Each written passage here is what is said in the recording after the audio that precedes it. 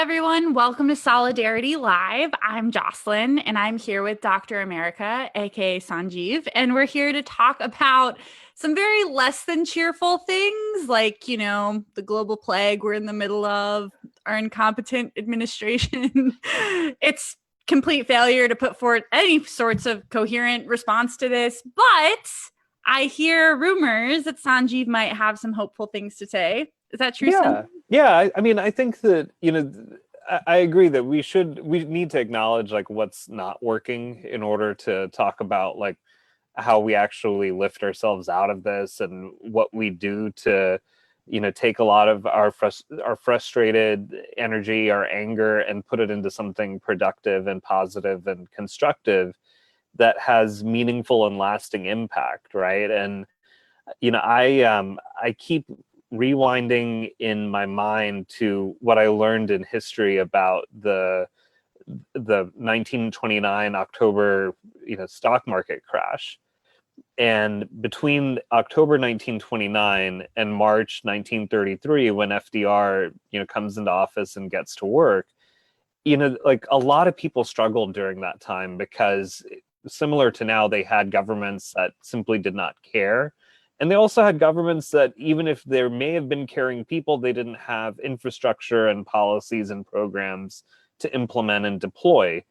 But what everyday people did was that they got real about their pain and connected to power with each other.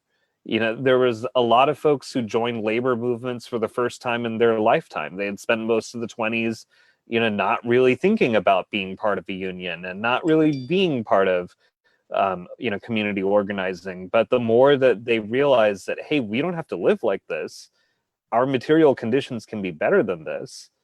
I think that is a similar moment to now, where I think there are a lot of people who are looking around and kind of figuring out that maybe we can actually build something better than what we had before.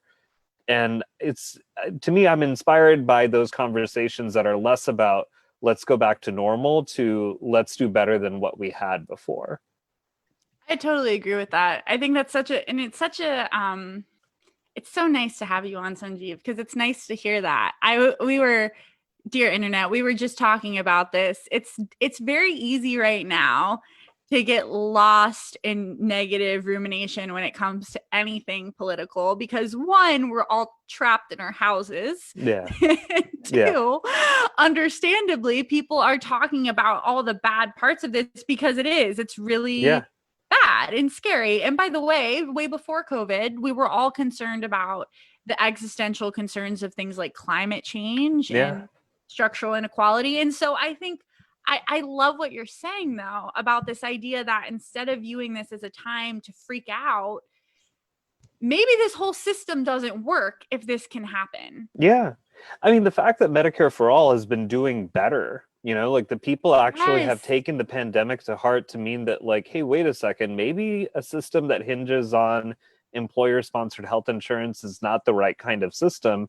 To me, I feel that, and this is where, people get upset about Joanne Reed joining the Medicare for All movement and, What? They're showing. upset.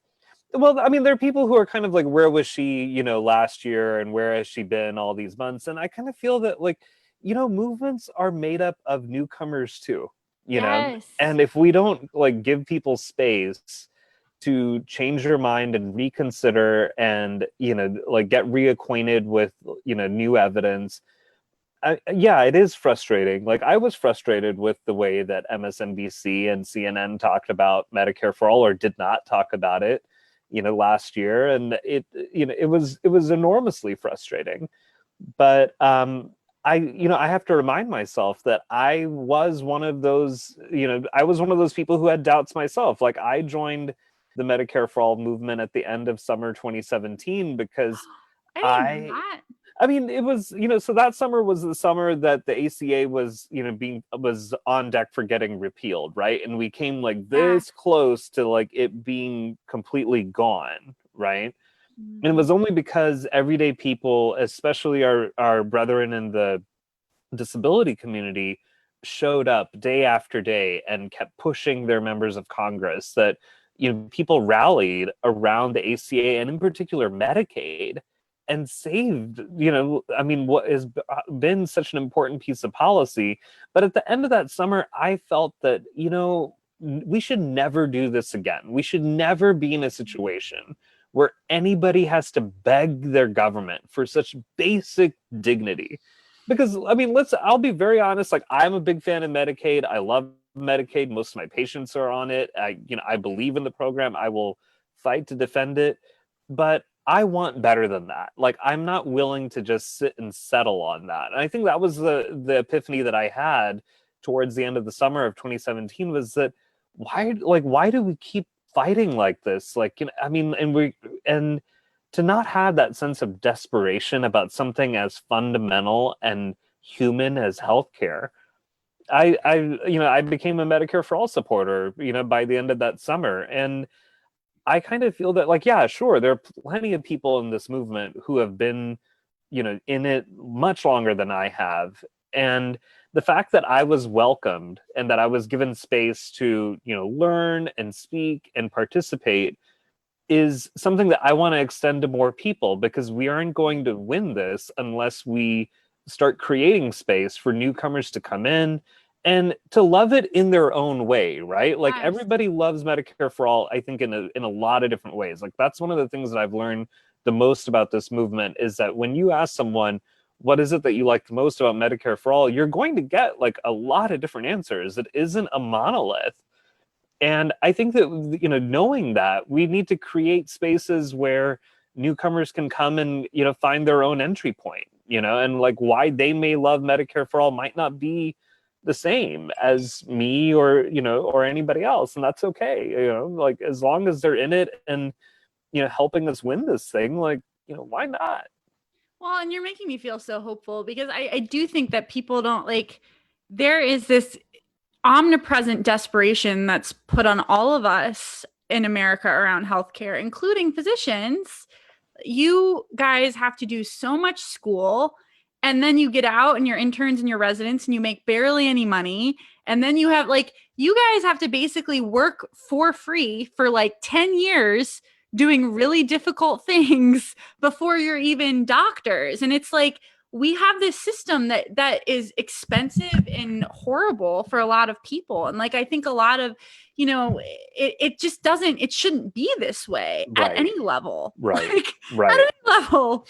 And I mean, when you bring up those years of training, right? I mean, like, at no point, because you have to, like, I keep thinking back to like when I wrote my personal statement for medical school, and then you have to like kind of write another one when you're applying for residency. And in no point during that entire process, the personal statements, the interviews, all that stuff, at no point did I ever say, you know what I really want to do?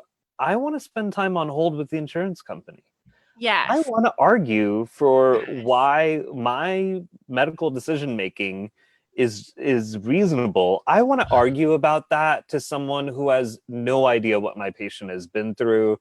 And I want to spend so much time on hold, and I want to fax paperwork again and again and again. Like, nobody does that, right? Like, nobody like goes into this job because they look forward to any of that. And I love that you bring that up. I mean, almost uniformly, like, look, we have, being a doctor is a really high status profession. So there are definitely people who get in for that reason. Yeah. But you talk to most medical students, they want to help people. Yeah.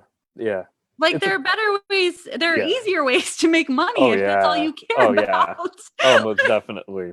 Most definitely. I mean, you guys go through so much to be able to help people. And then there are just like endless paperwork and charts, and you basically need a business degree and crazy amounts of insurance because this system does a disservice to patients, but it does a disservice to doctors and healthcare practitioners too. Yeah.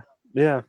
I mean, they found that, I want to say this was in the journal Health Affairs, and it came out in 2017 or 2018, that the average American physician spends 3 weeks of every work year arguing with the insurance industry. Oh my And God, it I'm not. costs the average physician practice $83,000 a year to fight with the insurance industry. Like, that is money that goes down the drain. That does nothing to, like, that is time and money, right? Like 3 weeks and $83,000 a year.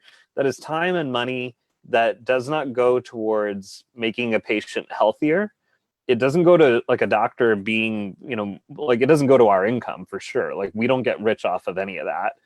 But the people who do are the insurance industry. And we're seeing that even now. Like, United Health Group just posted that they made $6 billion in profits over their COVID quarter.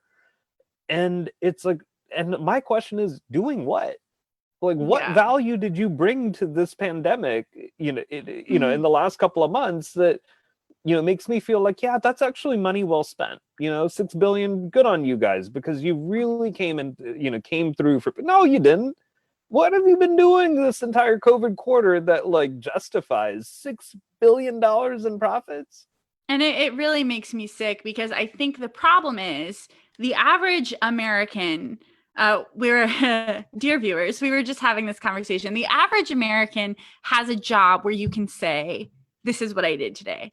Yeah. Like, I'm a, digital strategist, journalist. Like, I can tell you what I did today. When I was a waitress, I could tell you what I did today.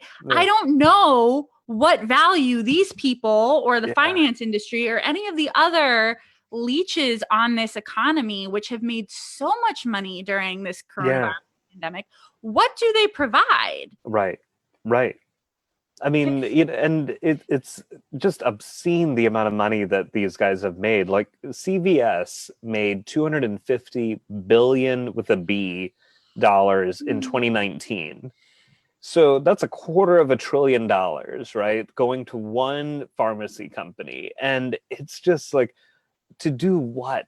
Like, I mean, like, it's not like you like walk into CVS and walk out and you're like, I mean, Iron Man suited up or some crazy nonsense, right? Like, you don't get to like, I mean, like, and I think about that only because I have heard so many families where the grandparents, grandmothers holding back tears as they are sitting in the CVS parking lot thinking about how are they going to afford the copays for the prescriptions, the groceries, and school supplies for their grandchild sitting in the back seat, right? And this is where health starts to hurt, because she decides, okay, maybe I can make my leftover heart medication stretch out a little bit longer so I don't have to get that refill and pay that copay. And maybe I can, and she does as much as she can to budget money towards her grandkids, medication, food, school supplies. And she's doing all this in a CVS parking lot, like, while this company is out there making $250 billion in 1 year. It makes me really sick. I mean, it's so interesting. So, Sanjeev, you are subjected to me on Facebook. I don't know if you saw, I made a status recently because I was really curious. I was like, what do people perceive as wealthy or privileged in America? Yeah, yeah, yeah, Because I was really curious. yeah. Not people started posting their income. I'm like, that's stop. No, right, right, right, right. Like, what I want to know is, what do people view? And what I saw was kind of what I predicted, which is a lot of my working class friends were like, well, I think if you make $70,000, you're really rich. Wow. And then you have people who make more money being like, oh, I think that $100,000 is middle class. And like, what you realize in all of this is that we have such a fundamental class divide in America that Yeah, we really just can't wrap our minds around how much money these people have. right, right.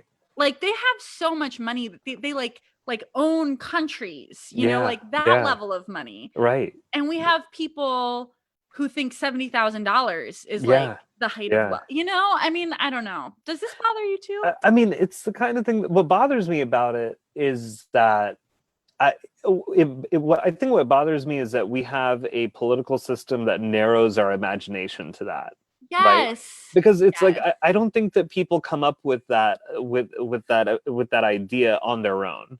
I Right. think it's No, of that, like, course a not. lot of, like, like, it's one of those things that is kind of programmed into you that, like, oh, if you get to 70K a year, good on you. You're Yes. living, and that's not to say that like a 70K living is not good living. It's No, just, it is, of course. yeah, Right. it's just that like, do you really think the CEO of United Health is like going, like, if that was true, right? If 70K was such a good living, then why does like the CEO of like United need like 7 million or whatever it is that he's like, he like, Right.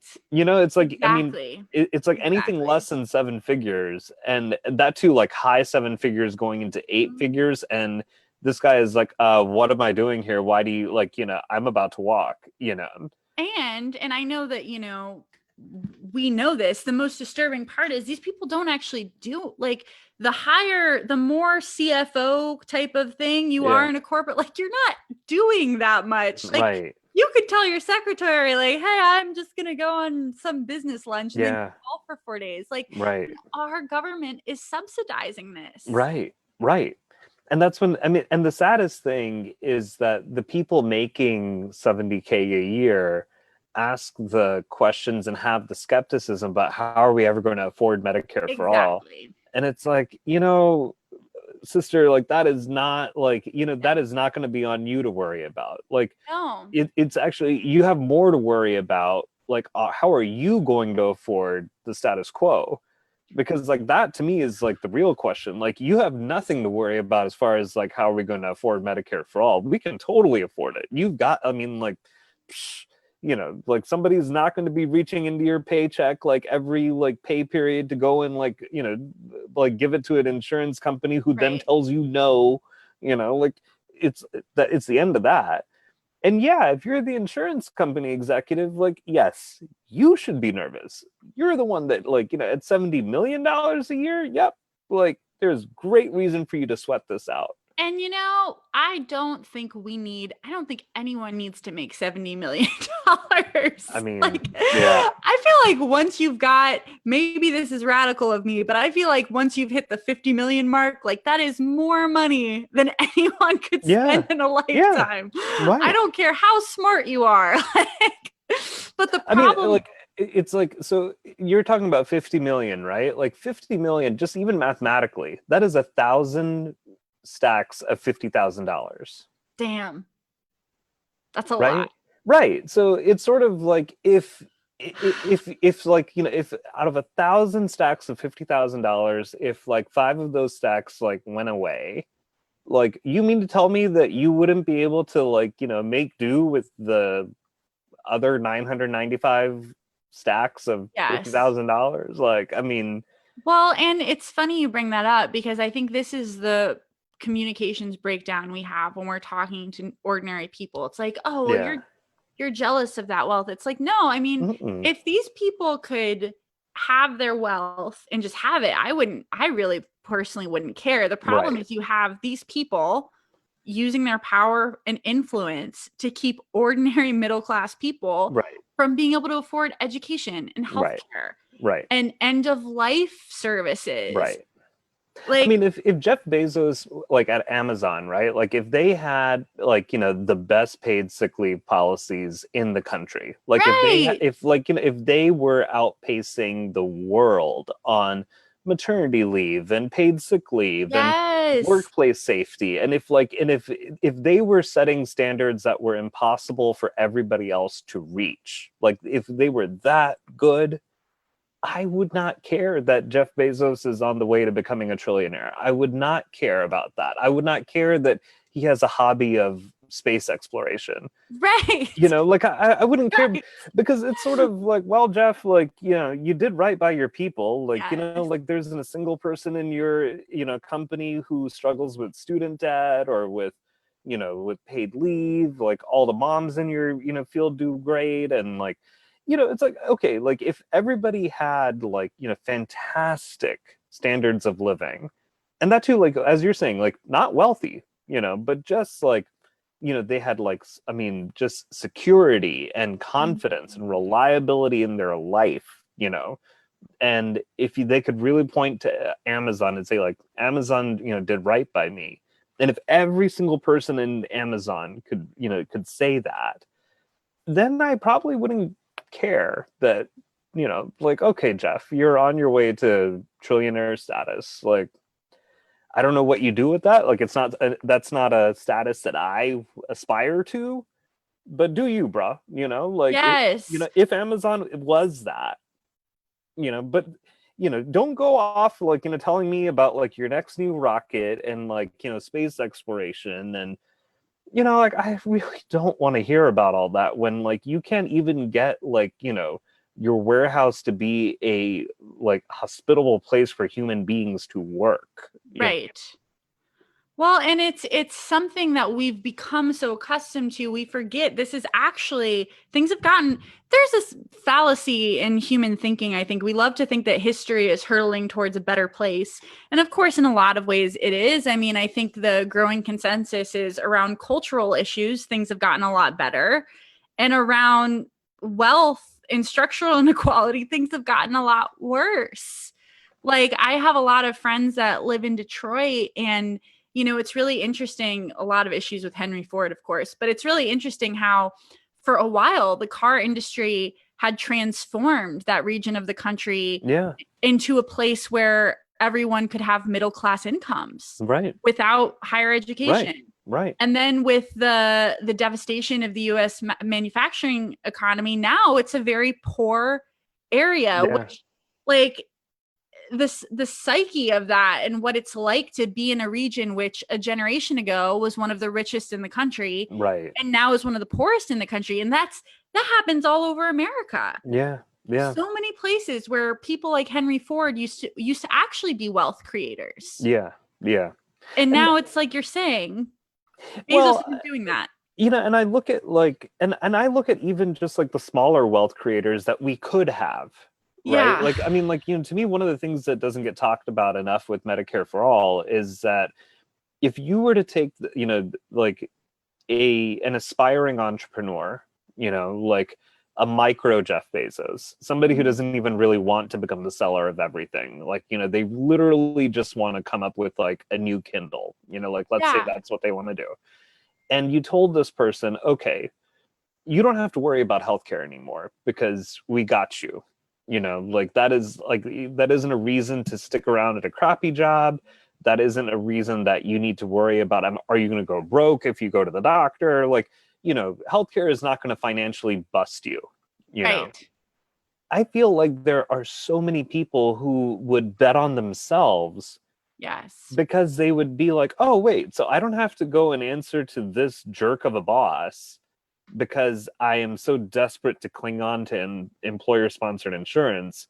Instead, I can have confidence that my insurance will be taken care of by the federal government, by my country, that like me and all of the other people who live in this country, we're all pitching in and we're all doing our part for that healthcare system, and it's going to do right by me.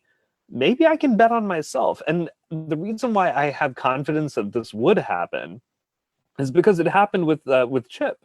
Back in 97, when Chip got passed, there was this really interesting but very small economic phenomenon of families who looked at their kids and said, well, okay, if the kids are going to be insured, then I can take a chance on, my career. I can think about like a startup. I can think about like opening a small business. And there were these like little like signs of like economic like innovation and progress that like they aren't like these giant wealth creators like Ford or Bezos or something like Right. that, but that isn't like what most families want to be, right? Like most No. families just want to be able to be like, what, like I want to like provide for my family, have something to like pass on to my kids, and to like maybe help out people in my community, like hire them and like build this together. Like most people are thinking along those kinds of lines, and the fact that enough peace of mind and enough security to bet on themselves, I think it's huge. And I wonder like how many more of those potentials are out there and would be sparked if they knew that like you don't need to worry about healthcare anymore. Like if the worst happens, you are not going to be financially dead in the water. Like you will be okay. I mean, I think like that is the imagination that I really am hoping we start moving towards, of like because I feel like there's just so much of that untapped potential in everyday people that, would just be huge for this country. I love that you're bringing this up because I think about this a lot. Like, why would we not want to have the most entrepreneurial, the most educated country in the free world? Like, that's Yeah. something that America used to want. I mean, I know personally, I would love to be living in the country with the best doctors, the best scientists, the best professors. I mean, what it would be like to live in a country where someone could take their business idea and develop it, whether Yeah. it's like it's good for when we do well, we all do well. And Right. that's a mentality that has been entirely lost Right. to an extent where people are refusing to wear masks. Right. Like, I mean, and that to me is just like the fact that we don't have enough imagination in each other is really yes. kind of sad, because I kind of think about, like, well, how many moms are out there who could probably like run laps around J.K. Rowling and could come Oh, up with a whole totally. new series that would just like blow us all away. That, like, how many people are sitting on like Star Wars sequels that would just make you like weep, like, like how many folks have got like, the next great album that would be like a total earworm, that just like you would want at your wedding, that you would want at like your kid's graduation, like, it's like there's so much of that art and beauty and potential out there that I feel like if it weren't for these things like health, like material things like healthcare, housing, like, that people would actually invest that time and stress and energy into something that is beautiful and positive and productive, if Well, not for material needs. no, but I mean, I think you're totally right. And the advances that we make as a society when we all have that ability, because Yeah. nobody, I mean, there's this idea that if we have more of a social safety net, people don't wouldn't work. It's like that Mm-mm. goes against the entire Right. body of psychological and scientific research we have on the human experience. People want to create, people want to work. Right. They may not want to work 14 hours at a serving job, but is that really like, Right. is that a human good? Should Right. people really be working so hard to not even be able to live? It's just crazy. Yeah. I Well, and mean, I'm sorry, I was just reminded that part of the reason you're here, other than the fact that I love talking to you, is to talk about Masks for America. I understand you guys oh yeah, have a yeah. big fundraising push. Is there Yeah. you? Yeah, so Mass for America, we are at a project that got started at the tail end of March. It's me, Kristen Mink, Bob Bland, and Edgardo Miranda Rodriguez, who, we just kind of met up because we all sort of knew each other very like kind of distantly. And then we found each other and started this thing where we connected with a KN95 mask producer, and we were able to get like expand it to like an entire all volunteer mission where every penny of every donation goes towards the manufacturing and distribution of masks. And since the end of March, we have expanded to all kinds of different PPE, and including now N95s, and that too, American made N95s. And we're at close to, if not surpassed, 500,000 pieces of PPE in the hands of not just medical workers, but pretty much every kind of frontline worker you can think of.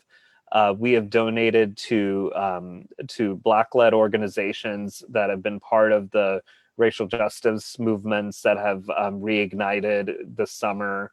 And yeah, and we're still at it. So if people can donate, it would be huge, because as everybody sees in the news, we are in the middle of these horrible surges that are totally preventable and manageable.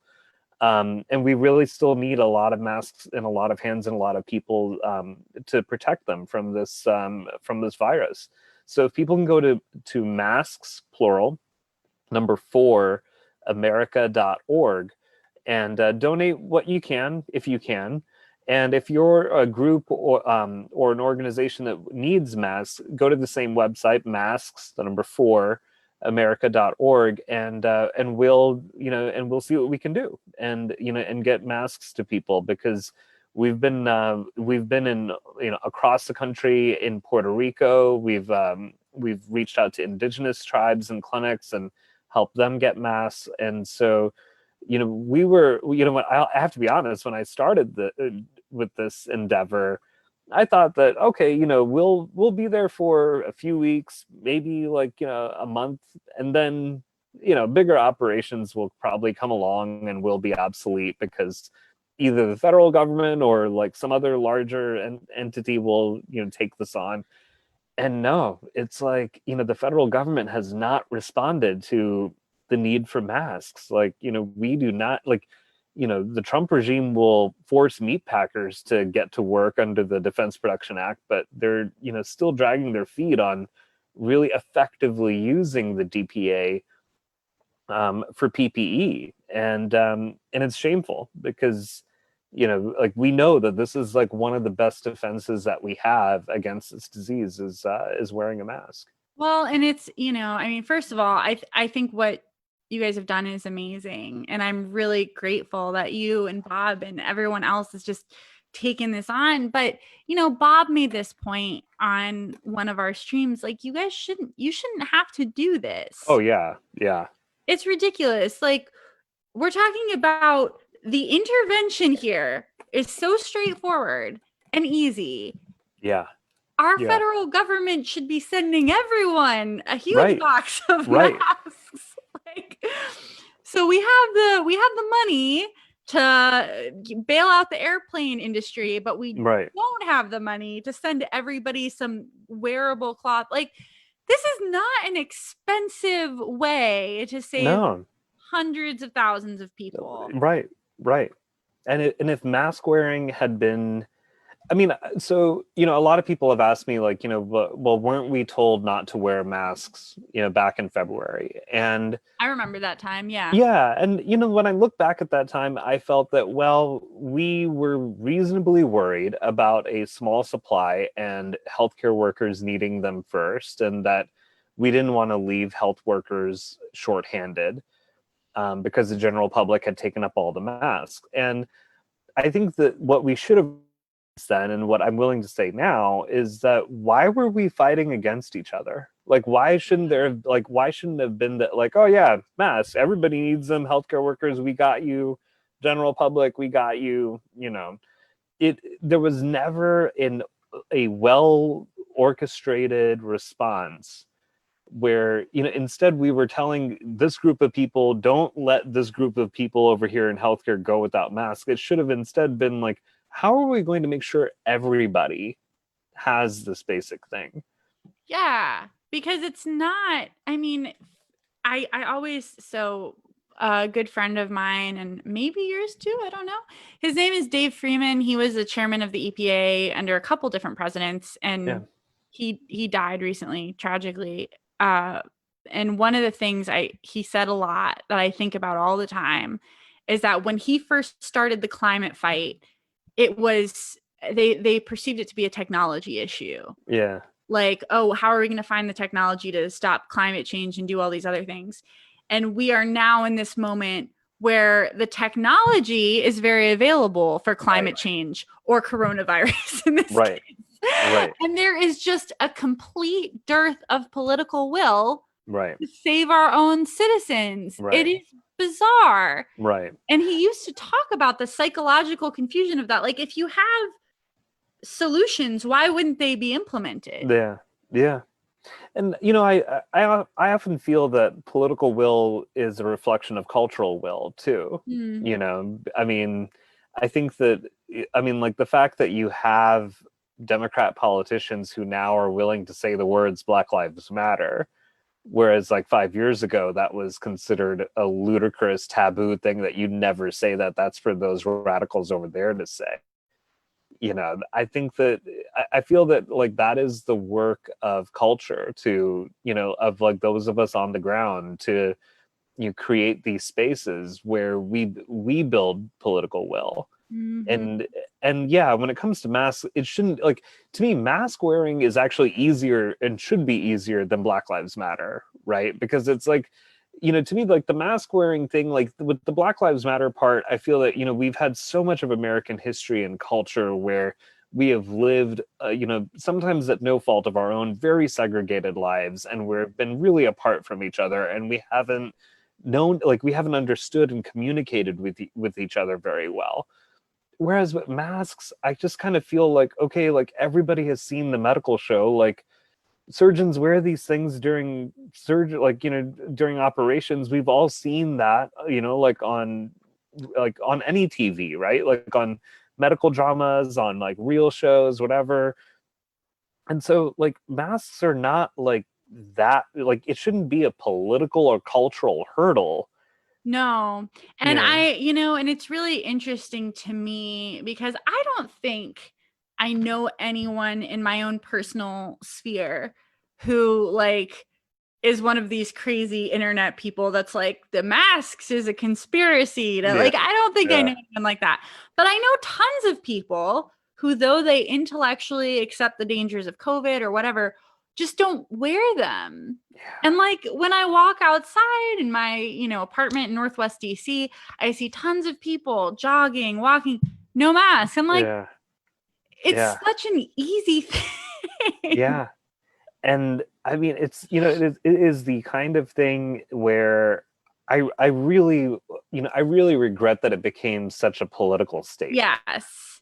Like it is so regrettable that it's a political statement, because I look at mask wearing and I kind of feel like, listen, the lives that you're going to save are Republican lives, Democrat lives. You're Mhm. going to save liberal lives and conservative lives. You're do it for the people that you love, but also, yeah, there are going to be people that you don't love who benefit from you wearing a mask, and you benefit from them wearing a mask. And at the end of the day, like, I mean, this can't be part of like this so-called cancel culture, which I personally don't believe is really a thing. But like, like mask wearing is not about like canceling anti-maskers. It's like No. mask wearing is about canceling COVID. Like, I Yes. mean, and if we don't get serious about canceling COVID, then it's like, yeah, we can expect like a lot of like our economic problems and a lot of like, these issues to keep, persisting, because there's no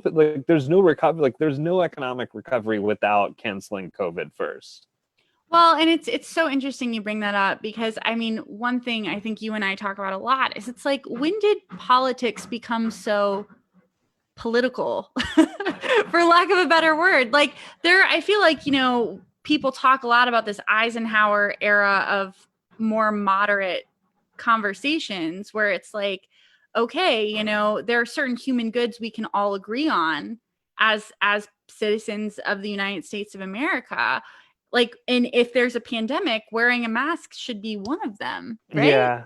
I mean, the polarization like of American politics, I think, was in some ways inevitable when you have one party that decides that white nationalism and, doing answering the beckoning of billionaires is going to be the way that they operate.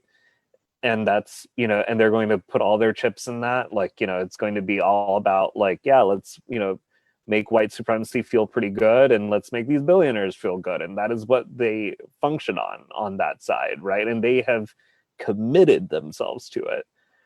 And meanwhile, the other side is struggling between the center and the left. And I don't really look at that as polarization. I look at that as like, well, the Democratic Party is not moving left, they're moving home, like they're moving to, Yes. and I think that there has been a real struggle between like, okay, like we are asking for a renaissance of values that, made this country like rise out of a depression. We're asking for a renaissance of values that put this country on a better path, like during the civil rights movement. And, the fact that like masks somehow became part of those dynamics, it's regrettable in the sense that like, science was never supposed to be part No. of like of any of these things, right? Like science wasn't part of the polarization. It's, and I think it's also because like, like we, especially in healthcare, I have yet to see a condition give a damn about like who you voted for or where you got your news from. Like cancer has never like, like cared where you got your news from. Well, and it's so interesting you say this. It's why I think doctors make the best activists because you guys are, oh my God, I'm going to, Virchow, German doctor, once Yeah. said, doctors are the natural physicians of the poor because you guys are the ones that are like, yeah, pathogens don't care. Yeah. They really Yeah. don't. Like, you And know, I mean, and like a lot of like that science, I mean, I think that there has been like there has been a hijacking of frustration against science where I understand when people feel frustrated or confused by, look, a couple of months ago you told me one thing and now I'm being told something else. Or this group of scientists over here says that school reopening is potentially safe, but now I'm hearing something else and I'm worried about sending my kid back to school. And I think that place of confusion and frustration is very real and it's very understandable. But rather than latch onto that and say, like, oh, not only should you be mildly confused and frustrated, but you should be furious and pissed. And you know who to blame this on? These liberals over here. And instead, the response should have been that, yeah, this is confusing and difficult stuff, and we understand that. It's sorry guys, someone was banging on my door and I didn't know what was going on. Anyway, oh continue. no, but I mean, like, I think that like people have taken like, there have been like a lot of, for lack of a better word, vultures and predators of confusion and concern and frustration and worry. And they feel that, like, oh, take that and put it on this person over here. And they put up a straw man. And whether that's like Fauci or, immigrants or, whatever, it's sort of like rather than take understandable frustration and fear and anxiety and frustration and say, look, let's have a real conversation about this, because we're all trying to learn about this virus that has entered humanity just 7 months ago. Like Well, and this. it's so frustrating because it's like you're saying we have this. You make the straw man frequently the people who either have the least power or the people who are doing a ton of work, but they're saying things that people don't want to hear, I Right, guess. right, And right. so it's like instead of be like, wow, we're in this really scary situation, Yeah, yeah. it becomes And no, that I person's a think liar. And I think that a lot of that confusion and fear and frustration, had we actually had better and more robust responses to people's immediate material needs and concerns, right? Like if we had told, the American people, like, listen, rent and mortgage, yeah, we're going to either cut them in half or just cut them for, the remainder of 2020. And we'll make your landlords whole. We'll take care of the banks. Like we'll figure this out. But if this helps you stay at home and if this helps you at social distancing, then we got you. If we had figured out like, okay, like, look, schools and teachers need a ton more resources to make distance learning more effective, to make it actually reach that, like, yeah, maybe a teacher shouldn't have to do a Google Classroom with 20 kids. Like maybe that teacher really can only teach 4 kids at a time on Google or whatever the, classroom software is online. It's like, okay, like, there's any number of these things where, like, if our federal government had been showing, like, we're going to put this effort in place, we're going to go this effort in place. And I look back again at that Depression era, right? Like, we don't have governance that's like FDR. People want Biden to win like FDR. I want him to govern like FDR. I want these Democrats to govern like that. I love Like, that. like, I mean, winning like him isn't enough for me. Like, Well, yeah, and I love that we always come back to FDR because I think it's important for people to really realize that FDR was not some radical leftist. mm-mm, This was a mm-mm. moneyed, privileged. I mean, he was Yeah, like Teddy's grandson, grandnephew, whatever. yeah, Point is, like, yeah, this is a guy, this was an establishment guy. yeah, And yet he still had the rationale to be like, okay, our country is falling into decline yeah, unless there is some sort of social paradigm shift. Well, and also he was responding to those social paradigms that the American people were leading on, right? Like when people joined, like labor movements, and when people, like said like, hey, what about the Socialist Party? Like, like I mean, that is where you see a politician responding to pain with saying that no, we're going to deploy the power that we've got to respond to material needs. And you end up with like a ton of these programs where, yeah, like, are all of them as equally successful as Social Security? Like, I don't know. Like, like, I mean, Social Security is like a really high standard of excellence in terms of a program that was created. But like, the Civilian Conservation Corps still did like a ton of tree replanting, and like, I mean, it's And like, it's interesting you bring that up, because I know, like, I have two Republicans, right? And I keep them because I need to understand what yeah, the other people are thinking. And I always ask, like, what is your criticism of this? What would you suggest? And what I usually get is, well, these programs don't work. And it's like, okay, yeah, why wouldn't the political impetus then be to make those programs work better, or to create an economy where they're unnecessary? yeah, right, right. And I mean, and that's where, like, even when it comes to the way that we talk about Medicare for all, right? I think that, like a lot of the pushback that I get from centrists about Medicare for all is like, I get a lot of people saying like, listen, I'm all for universal healthcare. Like, why do you still keep it, harping on, Medicare for all? Like, why is this like the only way forward that you see?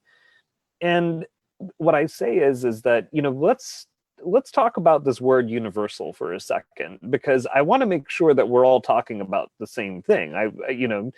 To me, like when I hear universal, I need to know that undocumented immigrants are part of universal because they're part of the universe that we're in. The LGBTQ community needs to have like reliable coverage and care, and because they're part of the universe that we're in. Reproductive health can't be this like sectioned off piece that gets handled with, like poorly and gets treated second class. Instead, it's brought into healthcare because it's part of the universe of healthcare. So I want universal healthcare to have meaning. I don't believe in just draping universality over this weird, fragmented, dysfunctional mix where some people have it good, other people don't. Some people have the healthcare as a privilege from work. Other people have to beg their government and hope that they live in the right state with like a benevolent, legislature. So to me, like, let's first have some clarity about what universal means.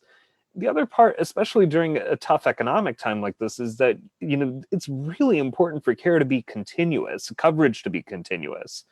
Like, I mean, the number of families that I've taken care of where during an economic downturn, they're going to pick up extra shifts. They're going to do, like, I mean, like, they're going to pick up that extra certification. They might go seek out a license. Any number of those decisions are smart financial decisions that should not impact your eligibility for healthcare. You shouldn't be at risk for losing something because you decided to take a financial gamble for your family, right? And that's, I mean, because there is no other way for social Right, mobility to occur. Like, right. unless you're, and this is ultimately the problem. And we were talking about this right before we went live. We live in a situation where, because our country has become so class stratified, a lot Yeah, of, I think, people who are well meaning in upper middle class slash privileged households just don't understand what it's right, like to be in a working class situation, don't right, understand that, like, you could take on multiple jobs as someone in the service industry or some other low paying, and still not be able to afford basic services for your right, family. right, That's insane. You can work 100 hours a week in the right. service industry and maybe not even have access to healthcare. But you know what all of those folks with that level of privilege do understand is that if they were to sprain their ankle, they certainly hope that they're on the foggy bottom side of DC when that happens and not in That southeast is very, DC. very interesting. They like, I mean, like, as much as they might not understand what it is to like, struggle with two and a half jobs and like, and still not be able to afford childcare and all of that, right? They still know okay, like if something happens to me health wise, like, like an accident or a fall, or even like, like, I mean, like a heart attack or something happens to me, everybody hopes that they're near, GW, Georgetown. Like they want to be on the Foggy Bottom side of DC. They all know they don't want to be near RFK Stadium, right? And it's kind of like, with Medicare for all, what I point out is that you would not have the situation where hospitals in wealthy white parts of town stay open, no problem, and hospitals in, Black and Latinx communities struggle to stay open. Instead, you would kind of feel like, look, come what may, like, I mean, things happen to people no matter what side of the town I'm on, I'm going to be all right. Not just because I have good health insurance and not just because I can afford whatever's going to happen to me at the hospital, but I know that I will be taken care of excellently at any of these hospitals anywhere in this town, because that's like, I mean, we're all part of this network fabric of healthcare. Well, and I love that you have been talking about imagination in this stream, because I think that's what we have to start with. Like, even if people aren't Medicare for all activists, the idea of what it would be like if healthcare weren't such a stratifying thing, like you're Yeah, saying. Or, so for me, I mean, I'm a single person, and like part of my, when I save money, part of what I'm thinking is like, what if there's some medical emergency? right, How right, ridiculous is that? I right. should be saving for a house. You know what I mean? Like, I should be saving for something way Or more a fun. vacation, Right. I But the mean, reason, my primary motivation when I put money away is like, well, we live in a country where getting cancer costs yeah, $100,000. yeah, So, and how ridiculous is that? right. I mean, they actually found that, I want to make sure I'm getting the statistic correctly, that they said that 2 years after a cancer diagnosis, 40% of patients were financially devastated. That doesn't shock me at all. And Yeah, it's the number one cause of bankruptcy in America. right, right, How ridiculous is that? right. That, like, that is your reward for fighting back and surviving cancer, is financial ruin, I mean, you know. it makes me physically ill. Like, you should be Right, going into bankruptcy because you like bought a tiger or something, It should be something ridiculous.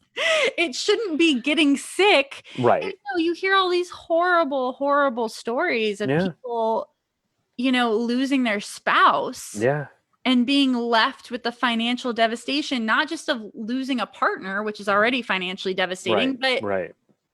and we allow this. Yeah. I mean, the number of times that, people who have lived, middle class lives, and as they get older, they realize that they need nursing home care. And in order to qualify for Medicaid, because they've already spent so much of their retirement savings, right? In order to get long-term care, the couple has to be legally divorced. That's so Like, I crazy. mean, like, there are so many people who give that kind of advice to families that, I mean, Mima and Pop Pop need to, like, file for divorce if in order for one of them, or hopefully both of them, to qualify for Medicaid. And it's the fact that, like, your financial assets are even coming into the picture, right? Like, at any point in that life trajectory, that's like, that is one of the, like, that whole construct of eligibility is something that if we start dismantling it in our minds and in our hearts, right, that if we start accepting that, like, your humanity is the only eligibility that you need for healthcare, like, I mean, like, that is so liberating to people. So liberating.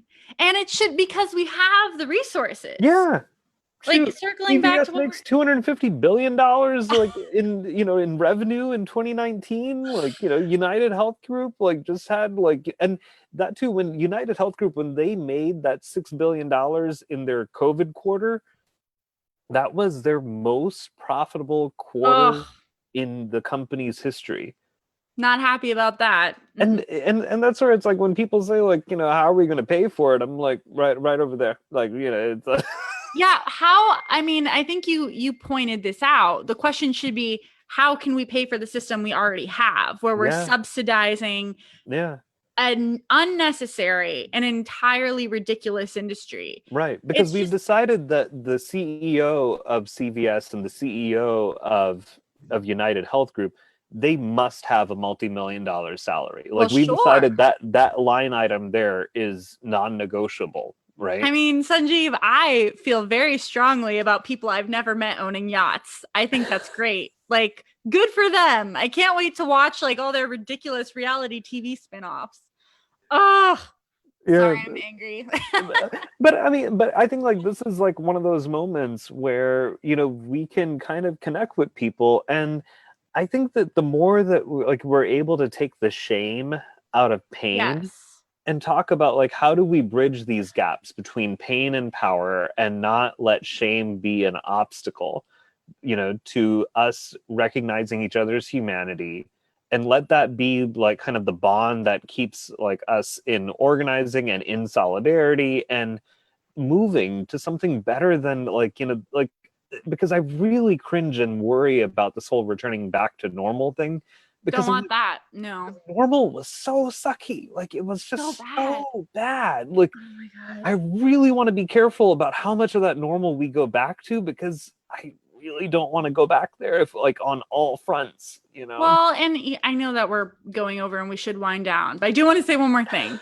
Sorry, Brad. Like, so it's so funny you say that because I'm a woman who's like entering that phase of her life where she's like, wow, I should read personal finance books and I should, so I don't need no man, blah, blah, blah. Okay. So that genre of fiction, like if you want to look at the blind spots of class Yeah, struggle in yeah, America, yeah, read personal finance books because they're yeah. all like, you can become a millionaire. All you have Right. to do is like, you know, put Avocado toast is your obstacle to living on right. the yacht life, right? And Yeah. like that would be great, except it's not true. True. Not And I true. love how there's no chapter on the ways that Wall Street bros will ransack people's retirement Yeah, funds. yeah, There's no yeah. chapter on the inequity of healthcare. There's Right. because what they tell us in this American paradigm is like, well, silly Susie went into debt for something she didn't need. And it's like, Right. okay, Right. sure, there are Right. people like that. But as we're talking about, a lot of the people with insurmountable debts in this country, it's from healthcare, it's from education, Education. Yeah. it's from things that people should have access to if we're going to live in a fair and Yeah. equitable society. Right. Right. And to me, I think that if we live in a country that decides that, you know, CVS is, you know, worth giving $250 billion to year after year in revenue, then, you know, like, I mean, that is a political choice, you know, and that's also like kind of like part of why we get stuck in like, you know, pandemic like situations is that, you know, we decided that that was, you know, unavoidable versus like everybody getting a mask. Oh, I don't know. Well, and yeah, we could talk for 3 hours about this. Maybe we should next time. I hope you're okay with that, Brad. Sanjeev, it was great to have you on. And where can people donate to Masks for Yeah, America? so it's masks, the number 4, America.org. All right. Thank you guys so much, Dr. America. I hope you'll come on again soon. We always love having you. Oh, I love doing it. Wonderful. Yeah. Yeah, let's do it again sometime. Please. Yeah, All soon. right. Thank you so much, guys. We'll talk to you next Friday. All right. Take care.